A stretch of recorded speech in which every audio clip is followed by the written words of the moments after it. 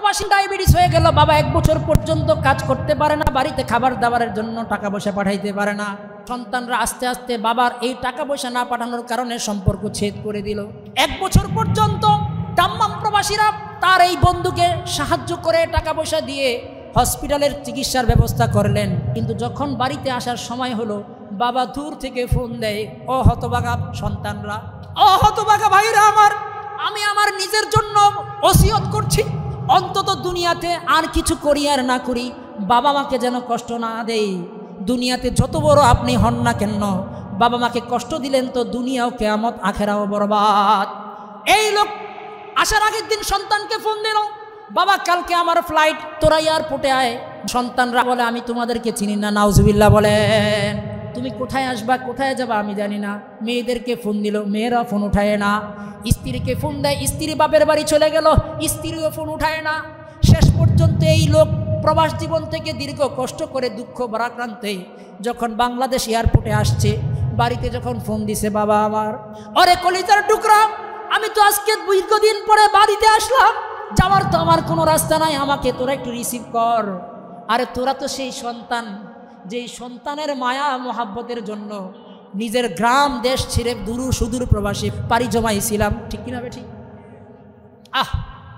সেই বাবা মার কথা কি মনে পড়ে না? আরে আমার একটা ছোট্ট বাচ্চা আছে, মাঝে মাঝে আমি আমাকে ওয়াজ করি, রাত 3টা নাই, 2টা নাই, সে ঘুম থেকে উঠে বলে দু মানে দুধ দাও। কখন আমার ওয়াইফ আর কখন আমার মা, আমার ওয়াইফ আর আমি কি করি, তাকে এই দুধ দেই, প্যাম্পাসটা চেঞ্জ করি। তখন মনে পড়ে, আরে সেই দিনও তো ছিল যেদিন আমার মা আমাকে এইভাবে লালন পালন করেছিল। আমার মা নিজে না খাইয়ে আমাকে বুকের দুধ দিয়ে আমাকে ঘুম পাড়িয়েছিল। আমার বাবা দীর্ঘ 22টা বছর প্রবাস জীবন কাটাইল সন্তানের জন্য। সেই সন্তানটা আজকে বাবাকে রিসিভ করতে এয়ারপোর্টে যায় না। তার চেয়ে বড় হতভাগা দুনিয়াতে আর কেউ আছে কিনা বলেন? জোরে বলেন। কেন হচ্ছে? কোরআনের স্পষ্ট বার্তা, উলামা একরামের স্পষ্ট বার্তা, নবীর হাদিস বলেন, কোরআনের শিক্ষা থাকবে না, সন্তানগুলা সুশিক্ষিত হবে না। দুনিয়ার শিক্ষায় শিক্ষিত হবে, কিন্তু কোরআনের শিক্ষা না থাকলে সন্তানগুলা সুশিক্ষায় শিক্ষিত হবে না, ঠিক কিনা বেঠিক? যদি আপনি আদর্শ শিক্ষা চান, কোথায় আসতে হবে? কোরআনের শিক্ষায় আসতে হবে। কোরআনের শিক্ষা আসবে। কোরআনের শিক্ষা যখন আসবে, নিজে না খেয়ে বাবা মাকে খাওয়াবে না? খাওয়াবে না? খাওয়াবে। আর কোরআনের শিক্ষা আসবে না, বাবার লাশ হসপিটালে পড়ে থাকবে, বাবা এয়ারপোর্টে ফোন দিবে, ফোন কেটে দিবে, কিন্তু বাবাকে রিসিভ করতে যাবে না। বলেন, এই সমস্ত লোকগুলা দুনিয়াতে যত বড়ই হোক না কেন, তাদের দুনিয়াতে কোনো মূল্য আছে? আখেরাতে? আল্লাহ আমাদের হেফাজত ফরমান। শেষ পর্যন্ত এয়ারপোর্টের পুলিশ দায়িত্ব নিয়ে ফোন দিছে বাড়িতে। ফোন দেওয়ার পরে যখন পুলিশের কথা সন্তান ধরেছে, ঘটনা কি? দীর্ঘ প্রবাস জীবন শেষ করে আপনার বাবা আসলো, 1 বছর যাবৎ ডায়াবেটিসে আক্রান্ত। বলে, স্যার আমাদেরকে মাফ করবেন, আমি আমার সংসার নিয়ে আছি, আমার বোনরা তাদের সংসারে চলে গিয়েছে, আমার মা নানির বাড়ি চলে গেছে, বাবার দায়িত্ব আমি নিতে পারবো না। নাউজুবিল্লাহ বলেন। আল্লাহু আকবার, আল্লাহু আকবার। ও মুহতারাম, এমন দিন আসবে, আপনার সন্তানটাকে যদি কোরআনের শিক্ষায় শিক্ষিত না করতে পারেন, আপনি যখন মরার সময় আসবে, আপনার সন্তানটা আপনাকে কালিমা পড়াইতেও পারবে না। অথচ আপনার সন্তানটাকে দিন শিখাইলে, কালেমা তয়বা শিখাইলে, আপনার যখন রূহ পাখিটা চলে যাইত, শয়তান যখন আপনার ইমানটা হরণ করার জন্য বসে থাকবে, ওই অবস্থায় আপনার সন্তান আপনাকে পড়াই দিবে কালেমায়ে তয়বা, লা ইলাহা ইল্লাল্লাহু মুহাম্মাদুর রাসূলুল্লাহ। রাসূল হাদিস বলেন, মান ক্বালা লা ইলাহা ইল্লাল্লাহ মুখলিসান দাখালাল জান্নাহ। যে ব্যক্তি মৃত্যু সজ্জায় এই কালেমাকে ইখলাসের সাথে পাঠ করবে, তার রূহ চলে যাবে, আল্লাহ বিনা হিসেবে জান্নাত দান করবেন। জোরে বলেন না সুবহানাল্লাহ। আজকে আমার আপনার সন্তানগুলাকে দিন শিখাচ্ছি না, তাকে পড়ানোর জন্য অক্সফোর্ড বিশ্ববিদ্যালয়ে নিয়ে যাচ্ছি, ঢাকা ইউনিভার্সিটিতে পড়াচ্ছি, আর গর্ব করছি আমার বাচ্চা কিন্তু ইউনিভার্সিটিতে পড়েছে, ঢাকা ইউনিভার্সিটির সন্তান। তাকে জিজ্ঞাসা করলাম, ও বাবা, আপনার সন্তানটা কি জানাজার নামাজের দোয়াটা পারে কিনা? বলে, না না। কেন পারে না? বলে, দরকার কি, আমার মসজিদের ইমাম সাহেব তো আছে, ঠিক কিনা বে ঠিক? ও বাবা, যখন আপনার মৃত্যু শয্যায় চলে আসবে তখন আপনার সামনে কালেমা তয়বাটা কে পাঠ করবে? যখন মৃত্যু শয্যায় চলে আসবে আপনার সামনে সূরা ইয়াসিনটা কে পাঠ করবে? নবীজির হাদিস বলেন, যারা মৃত্যু শয্যায় কোনো কারণে, উলামা একরামের তাজরিবা রয়েছে, মৃত্যু শয্যায় সূরা ইয়াসিন পাঠ করলে আল্লাহ পাক তার মৃত্যুর যত্নটা আল্লাহ তাআলা সহজ করে দেয়। আসসালামু আলাইকুম ওয়া রাহমাতুল্লাহি ওয়া বারাকাতুহু। ভাই বক্সে একটু সাউন্ড লাগবে। আলহামদুলিল্লাহ নাহমাদুহু ওয়া নাস্তাঈনুহু ওয়া নাস্তাগফিরুহু ওয়া নু'মিনু বিহি ওয়া নাতাওয়াক্কালু আলাইহি ওয়া নাউযু বিল্লাহি মিন শুরুরি আনফুসিনা ওয়া মিন সাইয়্যাতি আ'মালিনা। মান ইয়াহদিহিল্লাহু ফালা মুদিল্লা লাহু ওয়া মান ইউদ্লিলহু ফালা হাদিয়া লাহু ওয়া নাশহাদু আল লা ইলাহা ইল্লাল্লাহু ওয়াহদাহু লা শারীকা লাহু ওয়া নাশহাদু আন্না সাইয়্যিদানা ওয়া মাওলানা মুহাম্মাদান আবদুহু ওয়া রাসূলুহু। أما بعد فأعوذ بالله من الشيطان الرجيم. بسم الله الرحمن الرحيم. ولا تحسبن الله غافلا عما يعمل الظالمون. وقال النبي صلى الله عليه وسلم اتقوا الظلم فإن الظلم ظلمات يوم القيامة أو كما قال النبي عليه الصلاة والسلام. بارك الله لنا ولكم في القرآن العظيم ونفعنا وإياكم بالآيات وذكر الحكيم ونحن على ذلك لمن الشاهدين والشاكرين والحمد لله رب العالمين. إن الله وملائكته يصلون على النبي يا أيها الذين آمنوا صلوا عليه وسلموا تسليما.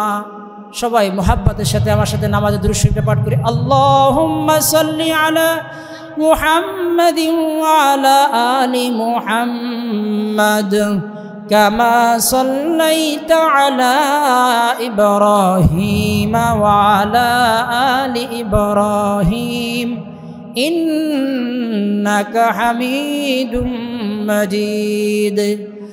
আল্লাহুম্মা বারিক আলা মুহাম্মাদিন ওয়া আলা আলি মুহাম্মাদ কামা বারাকতা আলা ইব্রাহিম ওয়া আলা আলি ইব্রাহিম ইন্নাকা হামিদুম মাজিদ। সবাই মুহাব্বতের সাথে পড়েন বালাগাল উলা বিকামালিহি কাশাফাত তুজা বিজামালিহি হাসনাতু জামিউ খিসালিহি সল্লু আলাইহি ওয়া আলিহি। রাহে মেরে মস্কন हवालिए काबा बने मेरे मदफन दियारे मदीना। সবাই পড়েন বালাগাল উলা বিকামালিহি কাশাফাত তুজা বিজামালিহি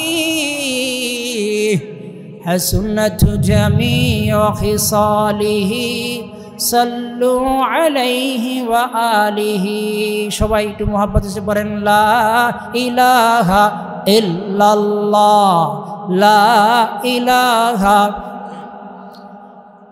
লা ইলাহা ইল্লাল্লাহ লা ইলাহা ইল্লাল্লাহ লা ইলাহা ইল্লাল্লাহ লা ইলাহা ইল্লাল্লাহ হাসবি রব্বি জাল্লাল্লাহ মা ফি কলবি গায়রুল্লাহ লা ইলাহা ইল্লাল্লাহ মুহাম্মাদুর রাসূলুল্লাহ আস্তাগফিরুল্লাহ রাব্বি মিন কুল্লি যামবিন ওয়া আতুবু ইলাইহি ওয়া লা হাওলা ওয়া লা কুওয়াতা ইল্লা বিল্লাহিল আলিয়্যিল আযীম সুবহানাকা লা ইলমা লানা ইল্লা মা 'আল্লামতানা ইন্নাকা আনতাল আলিমুল হাকীম রব্বি ইশরাহ লি সাদরি ওয়া ইয়াসসির লি আমরি ওয়াহলুল উকদাতাম মিন লিসানি ইয়াফকাহু কওলি। আলহামদুলিল্লাহ, মারকাজুল কোরআন ও সুন্নাহর পঞ্চম বার্ষিক ওয়াজ ও দোয়ার মাহফিলের আজকের এই মাহফিলের প্রধান অতিথি, সভাপতি, বিশেষ অতিথিসহ অন্যান্য যারা আছেন সবাইকে আমার পক্ষ থেকে অত্যন্ত আন্তরিক মোবারকবাদ ও শুভেচ্ছা জ্ঞাপন করছি। পাশাপাশি যে সমস্ত সামিঈন শ্রোতামণ্ডলী এখনও অবধি মাহফিলের প্যান্ডেলে বসেছেন সবাইকে শুকরিয়া জ্ঞাপন করছি যে আপনাদের মূল্যবান সময় থেকে আপনারা কিছু দিনই ওয়াজের আলোচনা, কোরআন হাদিসের কথা শোনার জন্য একত্রিত হয়েছেন, বসেছেন। আল্লাহ পাক যেন আপনাদের বসাকে কবুল করেন, সবাই বলেন আমিন। একজন কেউ ভলান্টিয়ার কষ্ট করে আমার কলিজার টুকরাগুলোকে পিছনে দিতে হবে, কারণ যে কোনো আলোচক তাদের জন্য আলোচনা করতে পারবে না। একটু যাও, একটু বাচ্চাদেরকে পিছনে দাও, ওদেরকে আমরা মহব্বত করি কিন্তু মাহফিলের সৌন্দর্য কথা বলাকে এলোমেলো করে দেয় আমাদের এই কলিজার টুকরোগুলো। সবাইকে একটু পিছিয়ে দিয়ে দাও, একটু যাও বাবা, তোমরা একটু পিছনে বসো, আল্লাহ তোমাদেরকে বড় করে দেন, আমরা দোয়া করি। মুরব্বী যারা আছেন, যেহেতু আসছেনি, একটু কষ্ট করে আল্লাহর জন্য সামনে আসেন। হাদিসে আসছে যে ব্যক্তি আল্লাহর জন্য এক কদম দেয় আল্লাহর রহমত তার জন্য 2 কদম আগে বাড়ে, বলেন না সুবহানাল্লাহ। একটু সামনে আসেন, মুরব্বীরা একটু সামনে আসেন, একটু সামনে আসেন, আর একটু সামনে আসেন, আল্লাহ তাআলা আপনাদের জাযা খেয়ে দেন। একটু সামনে আসেন, আর একটু সামনে এসে আগে বসেন, পিছনটা ভরবে আস্তে আস্তে ইনশাআল্লাহ, সামনে আসেন। হাদিস শরীফে আসছে বান্দা যখন আল্লাহর জন্য হেঁটে হেঁটে আসে তখন আল্লাহ তাআলা দৌড়ায় যায় তার দিকে। খেয়াল করবেন তো, আল্লাহ কি হাঁটে নাকি? কথা বলেন। আল্লাহর তো হাত নাই, পা নাই, কিছুই নাই। উনি কাদের মুতলক, তার তুলনা কারোর সাথেই হয় না। লাইসা কামিসলিহি শাই, তার সাথে সামঞ্জস্য কারো হতে পারে না। কিন্তু আল্লাহ তাআলা হাদিসে আসছে বান্দা যখন আল্লাহর দিকে এক পা হাঁটে, এক কদম দেয়, তো আল্লাহর রহমত তার দিকে 2 কদম আগায় আসে। আল্লাহ আগে আসেন মানে আল্লাহর রহমত আগায় আসে। এই যে আমি আপনি পিছন থেকে আসতেছি, হাদিসে আসছে বান্দা যখন প্রথম কাতারকে মিলানোর জন্য দ্বিতীয় কাতার থেকে আগে বাড়বে, আল্লাহ তাআলা প্রতি কদমে কদমে তার জীবনের ছোট ছোট সগীরা গুনাহগুলোকে মাফ করে দিবেন। তা আমরা কি আল্লাহর রহমত চাই না? চাই না। তাহলে একটু সামনে আসা যাবে, আর একটু আসা যাবে? বলেন আল্লাহু আকবার, বলেন নারে তাকবীর। আল্লাহ তাআলা আমাদের কবুল করেন। একটু আরো আগে আসেন, একটু আগে আসেন। আপনাদের পায়ে করজোরে তো মাপ চাচ্ছি, কষ্ট দিচ্ছি, একটু আগে আসলে সামনের প্যান্ডেলটা সুন্দর করে ভরে যাবে। জি আসেন, আসেন, আল্লাহর রহমতের দিকে আসেন। ওয়াসারিউ ইলা মাগফিরাতিম মির রাব্বিকুম, আল্লাহ বলছেন বান্দা তুমি আমার রহমত আর মাগফিরাতের দিকে দৌড়ে আসো। আমি আলোচনার দিকে যাব, জাস্ট একটু মজবাটা জমানোর জন্য বলব। উহুদের যুদ্ধে যখন চারদিক থেকে কাফেররা আক্রমণ করলো, এক পর্যায়ে সবাই শুনছে নবীজি নিহত হয়ে গেছে।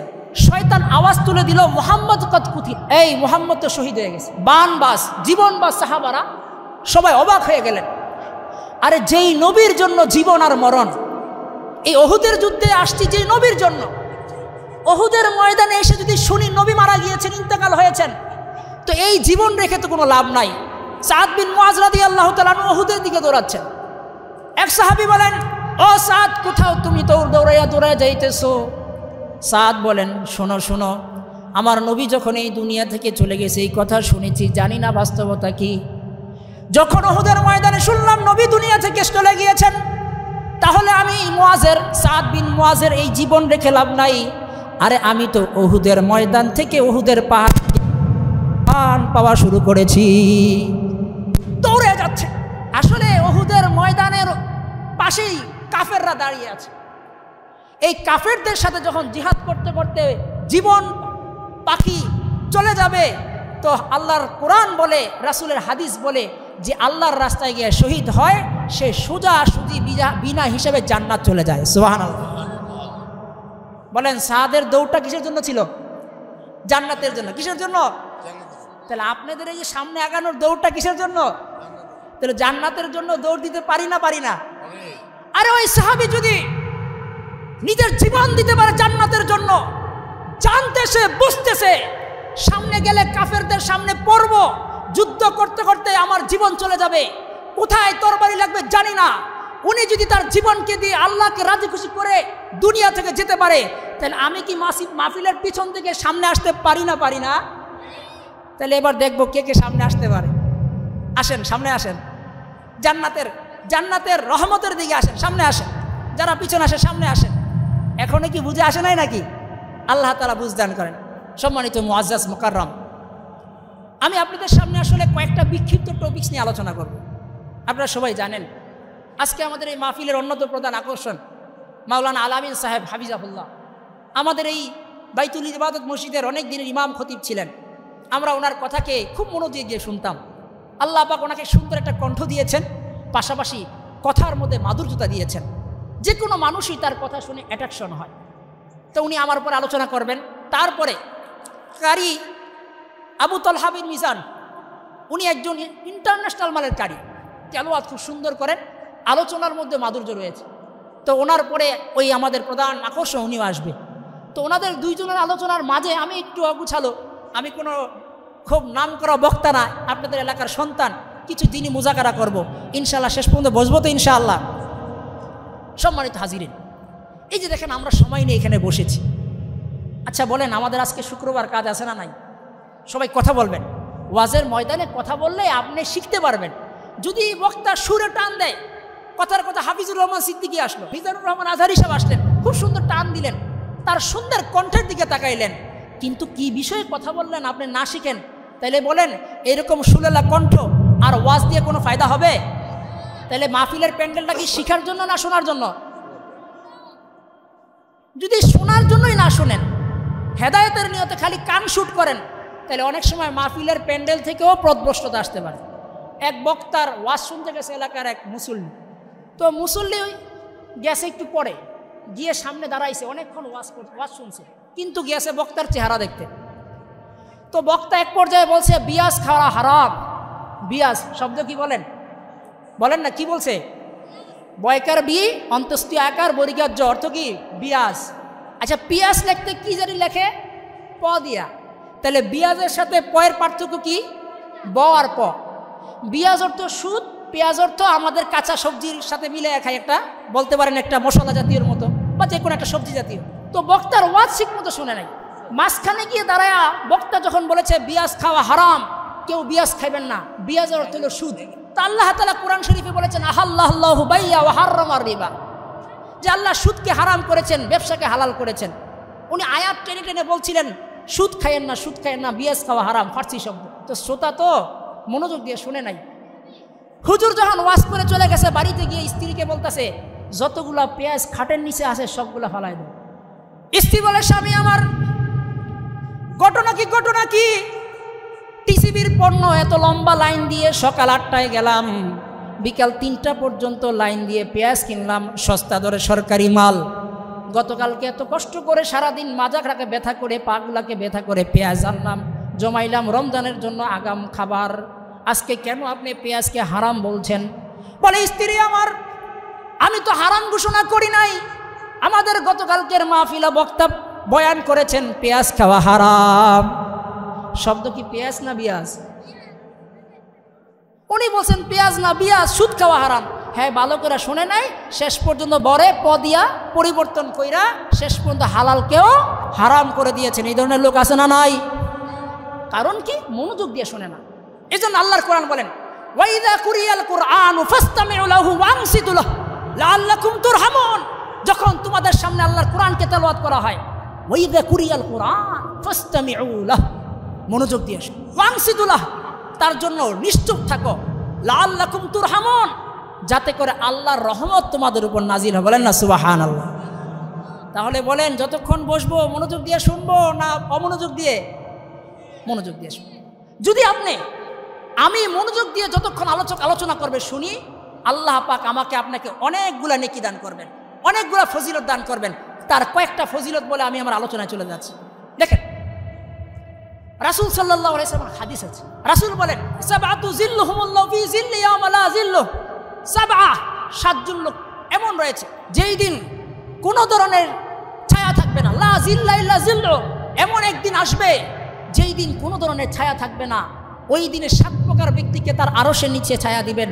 তার মধ্যে এক প্রকার লোক হচ্ছে আমার আপনার মতো, রজুলান তাহাব্বা ফিল্লাহ ইস্তামা আলাইহি ওয়া তাফাররাকা আলাইহি। আবু হুরায়রা থেকে হাদিস, মুসলিম শরীফে আছে, আল্লাহর নবী বলেন যে ব্যক্তি কাল কিয়ামতের ময়দানে কঠিন বিপদে আল্লাহর আরশ নিচে ছায়া পেতে চায়, তাকে এই 7 প্রকারের কোন এক প্রকারের মধ্যে অন্তর্ভুক্ত হতে হবে। এই 7 প্রকারের মধ্যে এক প্রকার ব্যক্তি যারা যখনই দেখে কোনো ধরনের মজমা হয়, কোনো ধরনের এরকম পরস্পর আল্লাহর মহব্বতে যে জায়গায় একত্রিত হওয়া যায়, একত্রিত হয়, নবী বলেন যারা আল্লাহর জন্য একত্রিত হয়, আল্লাহর জন্য পৃথক হয়, কাল কিয়ামতের ময়দানে আমার রবের আরশের নিচে ছায়া পাবো। বলেন না সুবহানাল্লাহ। কিয়ামতের ময়দানটা কেমন হবে? আল্লাহর কোরআন বলেন ইয়া আইয়ুহান নাসুত্তাকু রাব্বাকুম ইন্না জালজালাতাস সাআতি শাইউন আযীম। আল্লাহর কোরআন বলেন শোনো, তোমরা আল্লাহকে ভয় করো এবং এমন এক দিনকে ভয় করো যেই দিনের প্রকম্প অনেক ভয়াবহ হয়ে যাবে। ওই দিনের অবস্থা এমন হবে যেই ব্যক্তি, যেই মহিলা তার সন্তানকে গর্ভে ধারণ করেছিল, ওয়াতাদহালু কুল্লু মুরদিআতিন আম্মা আরদাআত, যেই মহিলা তার সন্তানকে গর্ভে ধারণ করেছিল, যেই সন্তানের জন্য 10 মাস 10 দিন কষ্ট করেছে, ওই কঠিন ময়দানে এই গর্ভধারিণী মা তার সন্তানকে ভুলে যাবে। ওয়াতাযউ কুল্লু যাতি হামলিন হামলাহা, সেই কঠিন ময়দানে যে সমস্ত মহিলারা গর্ভধারণ করত, ওই গর্ভধারিণী মা তার গর্ভপাতকেও ভুলে যাবে, গর্ভের সন্তানকেও ভুলে যাবে। কেন? কিয়ামতের কঠিন প্রকম্প যখন সামনে চলে আসবে, যেই দিন আল্লাহর ছায়া ছাড়া কোনো ছায়া থাকবে না, যেদিন আমার বাবাকে আমি চিনব না, আমার মাকে আমি চিনব না, আমার সন্তানকে আমি চিনব না, আমার পরিবার পরিজনকে আমি চিনব না, সেই দিন শুধু ইয়া নাফসি বলবো। ওই কঠিন ময়দানে শুধু আল্লাহর রবের ছায়া ছাড়া, কিয়ামতের ময়দানে আরশের ছায়া ছাড়া কোনো ছায়া থাকবে না। আল্লাহর রাসূল বলেন এই কঠিন ময়দানে যারা আল্লাহর জন্য একত্রিত হয়েছিল সবগুলাকে আমি আল্লাহ আমার রহমতের ছায়া দিয়ে জান্নাতে নিয়ে যাব। সুবহানাল্লাহ। সাবআতু ইউযিল্লুহুমুল্লাহু ফি জিল্লি ইয়াওমা লা জিল্লা ইল্লা জিল্লু। বলেন আল্লাহর আরশের নিচে ছায়া চাই না? কে কে চাই? হাত তুলে দেখায় দেন। আয় আল্লাহ আমাদেরকে আপনার রহমতের ছায়ায় আরশের নিচে ছায়া দিয়েন। বলেন আমিন। 1 নম্বর ফজিলত। 2 নম্বর ফজিলত, আবু হুরায়রা রাদিয়াল্লাহু তাআলা আনহু হাদিস রয়েছে মুসলিম শরীফে, মাস্তামাআ কওমুন ফি বাইতিন মিন বুয়ুতিল্লাহ ওয়া ইয়াতলুনা কিতাবাল্লাহ ওয়া ইয়াতাদারুসুনা বাইনাহুম ইল্লা নাযালাত আলাইহিমুস সাকিনাহ ওয়া গাশিয়াতহুমুর রাহমাহ ওয়া হাফাতহুমুল মালায়েকা ওয়া যাকারাল্লাহু ফী মান ইনদাহু আও কামা ক্বালা an-নবী আলাইহিস সালাতু ওয়াস সালাম। আমার আপনার নবী দেখেন কত মায়া মোহাব্বতের নবী। বলেন না সুবহানাল্লাহ। মুহতারাম, হয়তো আপনাকে কণ্ঠ দিয়ে মুগ্ধ করতে পারবো না, হয়তো আল্লাহ আমাকে সেই কণ্ঠ দেননি, আরেক বক্তা হয়তো কণ্ঠ দিয়ে মুগ্ধ করবেন, কিন্তু সহি কিছু কথা বলি, মনোযোগ দিয়ে শুনবেন। কান শুটের জন্য, বক্তাকে দেখার জন্য ওয়াজ নসিহত শুনেন না। কিয়ামত পর্যন্ত বক্তার কণ্ঠের দিকে তাকাইয়া, বক্তার চেহারার দিকে তাকাইয়া কিয়ামত পর্যন্ত ওয়াজ নসিহত বলবেন, হেদায়েত হবে না। কিন্তু একটা শব্দ যদি দিলের কানে শোনেন, আজকের এই ওয়াজের ময়দান থেকে কালকে সকালে আপনার জন্য ফজর পড়ার তৌফিক হয়ে যাবে। সুবহানাল্লাহ বলেন। আমরা হেদায়েত চাই না? নবীর হাদিস রয়েছে অসংখ্য। নবীর একটা শব্দ, এক সাহাবী বলে ইয়া রাসূলুল্লাহ কুল্লি ফিল ইসলামি কওলান লা আসআলু আনহু গায়রাক। খেয়াল করবেন, সাহাবী শুধু বলছে রসুল আমাকে একটা আমল শিখাই দেন। এই সাহাবী একটা আমলের উপর ছিল, নবী তাকে জান্নাতের সুসংবাদ দিয়ে দিয়েছে। সুবহানাল্লাহ বলেন না? আরে জোরে বলেন না সুবহানাল্লাহ। সাহাবী বলে ইয়া রাসূলুল্লাহ, ওগো দয়ার নবী, মায়ার নবী, নবী তো বড় মহাব্বত করে মানুষকে দিন শিখাইতেন, সাহাবীদেরকে দিন শিখাইতেন। নবীর সাহাবী বলেন, ইয়া রাসূলুল্লাহ কুল্লি ফিল ইসলামি কওলান, এগো রাসূল আমাকে এমন একটা আমল শিখিয়ে দেন যে আমলটা আপনি ছাড়া আর কাউকে জিজ্ঞাসা করব না। নবী বলেন, আমিন বিল্লাহ তুম্মাস্তাকিম, তুমি আল্লাহর উপর ভরসা করো, আল্লাহর উপর ঈমান আনো, আর মৃত্যু পর্যন্ত এই ঈমানের উপর অটল থাকো। সুবহানাল্লাহ বলেন না? রাসূলের সাহাবীরা জানে আল্লাহর উপর ঈমান আনার অর্থ কি, রাসূলের উপর ঈমান আনার অর্থ কি। তারা জানে যে আমি যখন আল্লাহর উপর ঈমান আনলাম, রাসূলের উপর ঈমান আনলাম, মৃত্যু পর্যন্ত আমার জীবন চলে যাবে, কোরআন হাদিসের খেলাফ আমি করব না। নবী বলেন, তোমরা কোনো কথা আসছে, ইয়া রাসূলুল্লাহ আমাকে কিছু আমল বলে দেন। কোন রেওয়ায়েতে আসছে রাসূল তাকে নামাজের কথা বলেছেন, রাসূল তাকে যাকাতের কথা বলেছেন, হজের কথা বলেছেন। এই সাহাবী যখন এখান থেকে এই কথা শুনে বলে, ইয়া রাসূলুল্লাহ লা আযীদু আলাইহি ওয়ালা আনকুস, রাসূল আপনি যা বলেছেন তার বাহিরে বাড়াবো না কমাবো না। এই সাহাবী হেঁটে যাচ্ছিলেন। রাসূল বলেন, তোমরা কি জান্নাতের লোক দেখতে চাও? বলে দেখতে চাই। বল এই সাহাবীকে দেখো, আল্লাহ তাআলা তাকে জান্নাত দান করবেন। সুবহানাল্লাহ বলেন না? কেন? যা শুনেছে তা মেনেছে, মানার নিয়তেই শুনেছে। সাহাবীরা অল্প কাজ করেছে, অল্প আমল করেছে, যার কারণে আল্লাহ পাক তাদের জন্য জান্নাত অবধারিত করে দিয়েছেন। বলেন না সুবহানাল্লাহ? তাহলে কি আমরা কি খালি ওয়াজ শুনতে আসবো না আমলের নিয়তে আসবো? আল্লাহ পাক তৌফিক দেন। নবীর হাদিস বলেন, যারা এই সমস্ত ওয়াজের ময়দানে আসে, আমি আলোচক মজমাটা জমাই দিছি, আলামিন সাহেব বয়ান দিবেন, তলহা ভাই বয়ান দিবেন, যারা এই বয়ানগুলা শুনবে, রাসূল বলেন যতক্ষণ বসে থাকবে আল্লাহর ফেরেশতাদের নূরের পাখা, রহমতের পাখা তাদেরকে বেষ্টন করে রাখবেন। বলেন না সুবহানাল্লাহ? রাসূল বলেন, যারা কিয়ামতের ময়দানে কঠিন বিপদে পড়বে, সেই দিন ফেরেশতাদের রহমত লাগবে না? লাগবে না? বলে এই মজমাগুলোতে যারা বসেছে, এই মজমাতে যখন তারা বসেছে, আল্লাহর ফেরেশতারা তাদেরকে নূরের পাশ দিয়ে ডেকে ফেলে, আল্লাহর খাস রহমত তাদের জন্য আসে, আল্লাহর সকিনা তাদের উপর নাজিল হয়। আবার আল্লাহ রব্বুল আলামিন এই মজমার প্রত্যেকটা লোক সম্পর্কে আল্লাহর আরশের মধ্যে ফেরেশতাদের সাথে গর্ব করে। সুবহানাল্লাহ বলেন, কার দরবারে? কার দরবারে? আচ্ছা যদি এমন বলি, আমেরিকার হোয়াইট হাউসে আজকে আবার আপনার কথা আলোচনা হয়, কেমন লাগবে? বলেন কেমন লাগবে? কথা বলেন না। যদি বলি ডোনাল্ড ট্রাম্প আসতেছে, জো বাইডেন আমার আপনার এই সিপাহীবাগ এলাকাটাকে মনিটরিং করে আমাদের কথা আলোচনা করতেছে, কোথায়? হোয়াইট হাউসে। তাহলে কি একটু ভালো লাগবে না? লাগবে না? দুনিয়ার মানুষ দুনিয়াটা বুঝে।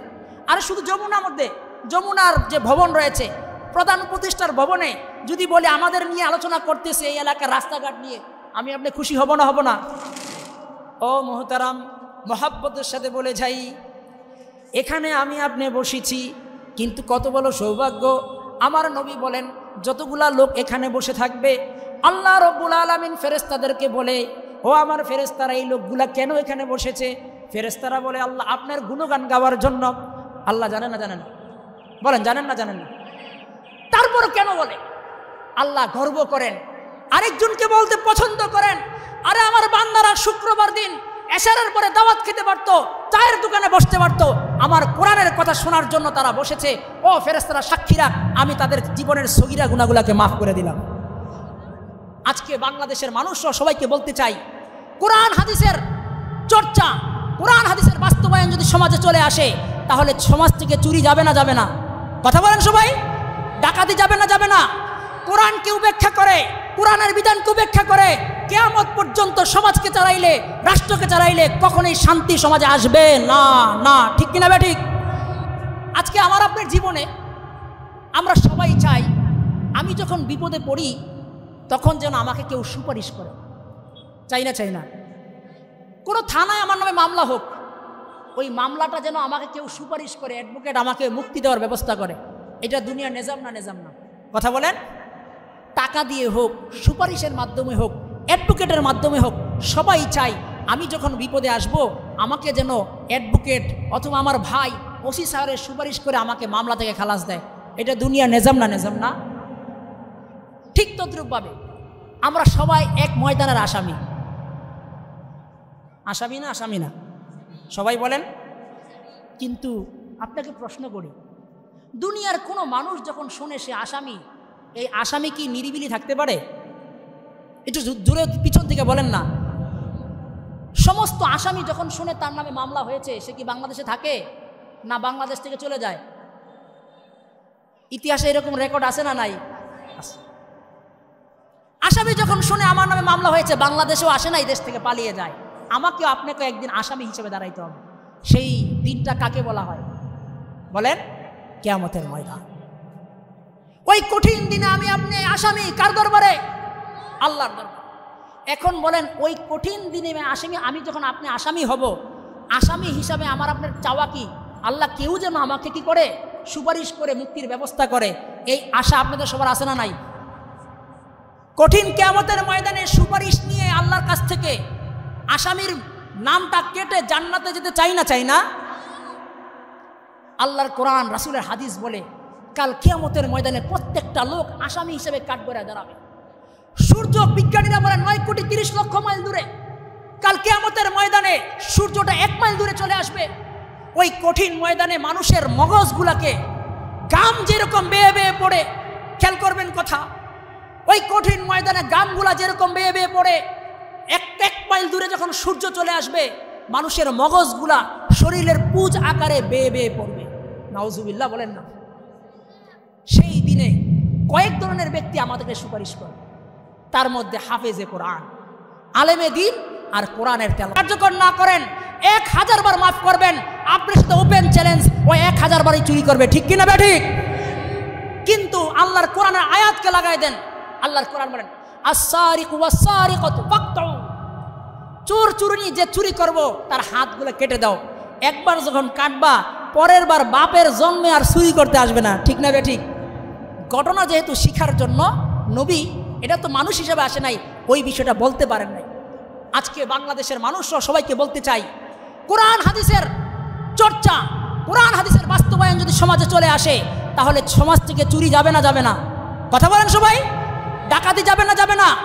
কোরআনকে উপেক্ষা করে, কোরআনের বিধানকে উপেক্ষা করে কিয়ামত পর্যন্ত সমাজকে চালাইলে, রাষ্ট্রকে চালাইলে কখনোই শান্তি সমাজে আসবে না, ঠিক কিনা বে ঠিক? আপনার আমার সমাজে শান্তি আসতে হলে কি লাগবে বলেন? আরে জোরে বলেন না। ভয় পান আপনারা? আমরা কি ভয় পাই? আল্লাহর কথা বলছি না মানুষের বানানোর কথা বলছি? ওই দেখেন না, আমেরিকায়, ক্যালিফোর্নিয়া, লস অ্যাঞ্জেলেস, সব জায়গায় কোরআনকে উপেক্ষা করেছিল, ফিতনার মধ্যে নিমজ্জিত ছিল, ফাহেশাতের মধ্যে নিমজ্জিত ছিল। আল্লাহ ধরছে না ধরেন নাই? বলেন ধরছে না ধরেন নাই? আল্লাহু আকবার। আল্লাহ পাক যখন ধরেন কঠিনভাবে ধরেন, ইন্না আখদাহু আলিমুন শাদীদ। আল্লাহর কোরআন বলেন, ইন্না বাতশা রাব্বিকা লাশাদীদ। আল্লাহর পাকড়াও বড় কঠিন। যখন মানুষ আল্লাহ তাআলার বিধান থেকে বিমুখ হয়ে যায়, ফাআরাদ আনহা, আল্লাহর বিধান থেকে বিমুখ হয়ে যায়, আল্লাহ যখন পাকড়াও করে তার পাকড়াও বড় কঠিন হয়, ঠিক কিনা বে ঠিক? বলেন জালেম জুলুম করেছে না করে নাই?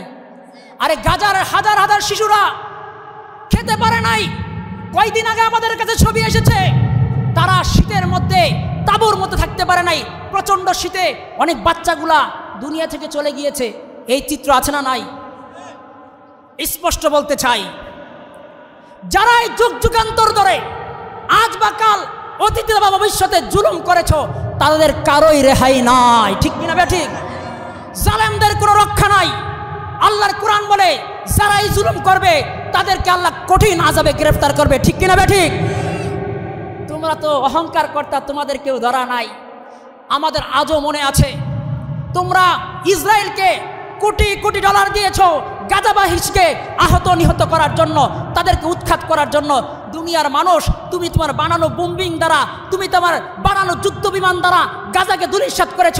আল্লাহ বলেন তোদেরকে ধ্বংস করার জন্য বানানো কোনো বোম আসবে না, তোদেরকে ধ্বংস করার জন্য আল্লাহর আযাব আগুন চলে আসবে, ঠিক কিনা বে ঠিক? সাবধান জালেম, ইন্নাহু লা ইয়াহদিল কওমাজ জালিমিন। আল্লাহ জালেমদেরকে হেদায়েত দেন না, তাদের জন্য কঠিন পাকড়াও রয়ে গিয়েছে। এজন্য আমাকে আপনাকে কোরআনের ছায়াতলে আসতে হবে না? আসবো না? কোরআনকে কে কে ভালোবাসেন হাত তুলে রবকে দেখায় দেন। আয় আল্লাহ আমাদের কোরআনের পাখি বানায় দেন, বলেন আমিন। রাসূলের হাদিস রয়েছে, আল্লাহ রাসূল বলেন, ইকরাউল কোরআন ফাইন্নাহু ইয়াতি ইয়াউমাল কিয়ামাতি শাফিয়ান লিআসহাবিহি। নবী বলেন যারা কোরআন তেলাওয়াত করে কাল কিয়ামতের কঠিন ময়দানে এই কোরআন পাঠকারীর জন্য কোরআন সুপারিশ করে জান্নাতে নিয়ে যাবে। সুবহানাল্লাহ। আরে জোরে বলেন না, আরে একটু জোরে বলেন না। কোরআনের সুপারিশ, অথচ এই কোরআনটাকে বুকে ধারণ করলাম না। মাশাআল্লাহ, আমাদের কাকা মাদ্রাসার সভাপতি তালুদুল ইসলাম সাহেব, উনি আলহামদুলিল্লাহ এসেছেন, আমরা ওনাকে মুবারকবাদ জানাই। সম্মানিত মুআজ্জাজ, আমি আমার দ্বিতীয় আলোচনায় চলে যাচ্ছি। তাহলে 1 নম্বর বিষয় ছিল কি বলেন? সবাই বলেন না, কোরআন পাঠ করেন। এই কোরআন পড়তে পারেন না, আপনাকে আমি পদ্ধতি শিখাই দিই। আপনি আজকে নিয়ত করেন কালকে সকালবেলা মার্কাজুল কোরআনে যান। আমাদের ছাত্র নাজমুল আছে, হুজুর আমাকে সপ্তাহে 3 দিন সময় দেন, আধা ঘন্টা করে। আপনি প্রথমে অক্ষরগুলোকে শুদ্ধ করেন। পারেন না, দেখবেন বিভিন্ন ধরনের নেটের মধ্যে ইন্টারনেটে অ্যাপস রয়েছে, সুন্দর একটা টিচারের মতো আপনাকে সমস্ত অক্ষরগুলো শিখাই দিন। আপনি মাঝে মাঝে ডাউনলোড করে এগুলো শোনেন। আজকে বাজে বাজে ছেলেপেলেরা কত বাজে বাজে অ্যাপস চালায়। সে তার কাছে কোনো একটা অ্যাপস আসলে সে এটাকে দেখে, এটা নারী বুড়ি গাটাগাটি করে, কিন্তু আল্লাহর কোরআনকে পড়তে পারছি না। কত সুন্দর তেলাওয়াত কোরআনের মধ্যে, কত সুন্দর সুন্দর পদ্ধতি রয়েছে, এগুলাকে শিখে না। অথচ সে চাইলেই আল্লাহর কোরআনকে শিখতে পারতো না। আল্লাহু আকবার।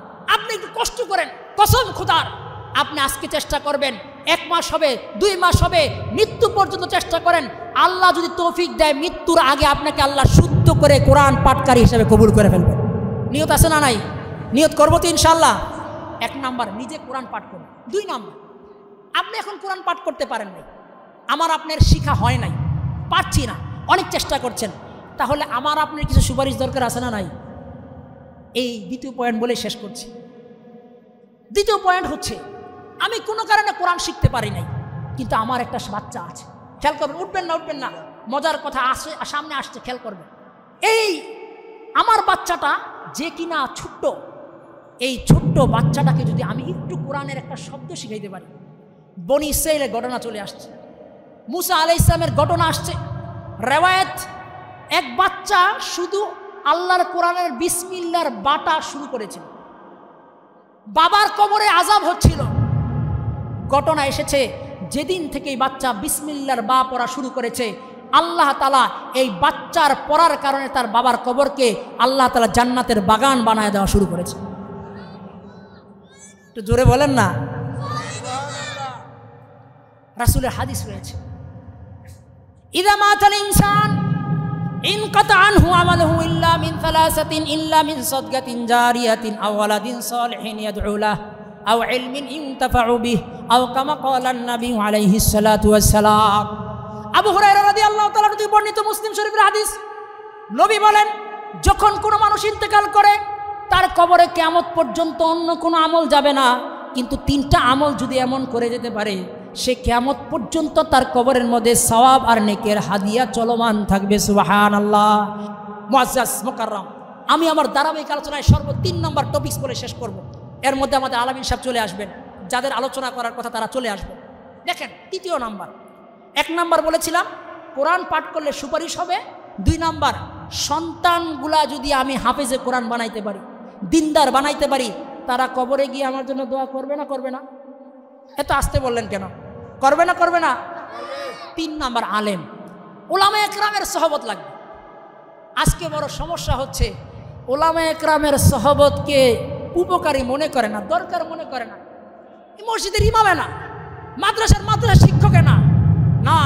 শুনে রাখেন, এই আলেম সমাজ, এই হাফেজ সমাজ আপনাকে আমাকে পথভ্রষ্ট থেকে রাস্তা দেখিয়ে, দিন শিখিয়ে আপনাকে আমাকে জান্নাতের পথের ব্যবস্থা করে দিবেন। বলেন সুবহানাল্লাহ। কেন? আমি আপনি জানি না কোনটা সঠিক কোনটা বেঠিক, সমাজের মধ্যে দিন কোনটা বদ্দিন জানি না। এই উলামায়ে কেরামের সহবত যদি রাখি, তাদের সাথে সম্পর্ক রাখি, কাল কিয়ামতের ময়দানে আমার আপনার হাসরটা কার সাথে হবে? তাদের সাথে।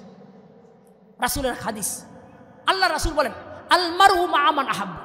সাহাবীরা বলেন, যেই দিন রাসূলের কাছ থেকে এই হাদিস শুনেছি, যে যাকে মহব্বত করে তার সাথে তার হাসর হবে, সেই দিন থেকে আমরা এত খুশি হয়েছি, ইসলামের গ্রহণের পরে আর অন্য কিছুতে এত বেশি খুশি হই নাই। সুবহানাল্লাহ। কারণ কি? আমরা রাসূলকে মহব্বত করি। বলেন, নবী কি এখন আছে? জোরে সবাই বলেন তো। নবীর ওয়ারিস কারা? ইন্নাল উলামা ওয়ারাসাতুল আম্বিয়া। আলেম ওলামা নবীদের ওয়ারিস।